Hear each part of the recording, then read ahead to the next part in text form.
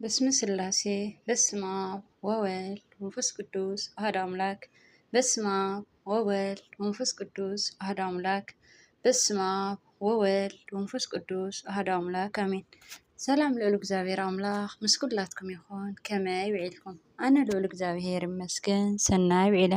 ከምቲ ኣነ ሰናይ ዝወዓልክዎ ድማ ሰናይ ውዒልኩም ክትኮኑ ብዓልቲ ሙሉእ ተስፋ እየ።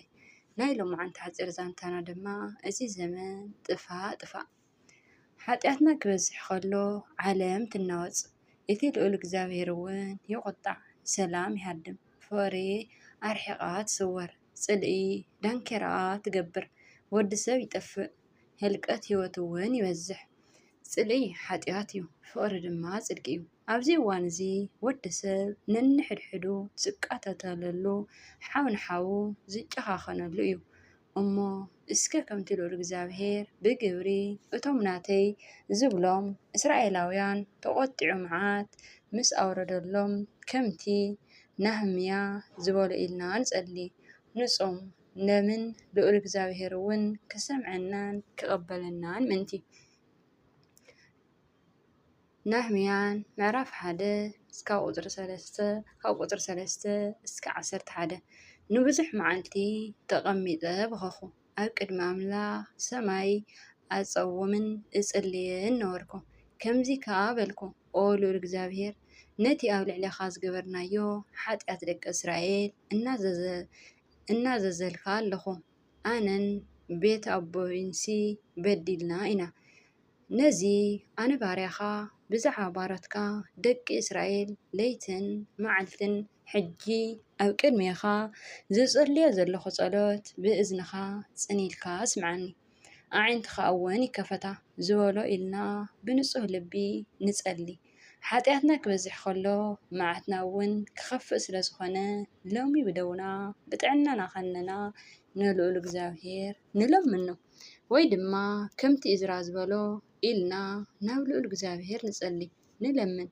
ኢዝራ ምዕራፍ 9 ካብ ቁፅሪ 3 እስካብ 15 ኦ ኣምላኸይ በዲልና በደልና ልዕለ ርእስና በዚሑ፣ ዓመፅና ከዓ ክሳብ ሰማይ በፂሑ እዩ እሞ ገፀይ ናባኻ ከየልዕልሲ የሕፍረንን የሓፍረን ከም በዝሒ በደልና ኣይቀፃዕኻናን እኳ ደኣ ተረፍ ሃብካና እምበር እሞ መሊስናዶ ትእዛዝካ ክነፍርስ። ኦ ልዑል እግዚአብሔር ንስኻ ጻድቕ ኢኻ፣ ንሕነ ግና ዘምለጥና ተረፍ ኢና ብምባል ድኽመትና ናብ ልዑል እግዚአብሔር ንግለጽ። ሎሚ እዚ ኣብ ሓውካ ዝወርድ መዓት ጽባሕ እውን ኣባኻ ክወርድ ምዃኑ ኣይትዘንግዕ። ስለዚ እንታይ ገደሰኒ ዘይኮነ ዝበሃል ስለ ሓውካ፣ ስለ ሓፍትኻ፣ ስለ ስድራ ቤትካ፣ ስለ ህዝብካ፣ ስለ ዓለምካ፣ ስለ ሃገርካ ምስቲ ልምን ምስቲ ጽልን እዩ ልዑል እግዚአብሔር እውን ንጸሎትካን ንልማናኻን ዝቐበሎ እሞ ኣይንዓሹ። ናብ ልዑል እግዚአብሔር ብፍጹም ልብና ንመለስ፣ ንጹምን ንጸልን ንሰግድን ንፋቐርን ይቕረ ድማ ብልብና ንባሃልን። እዚ ንሪኦ ዘለና ዘመን ዘመነ ጥፋእ እዩ እሞ ብሓይልኻ ዝዋፃእ እዋን ኣይኮነን።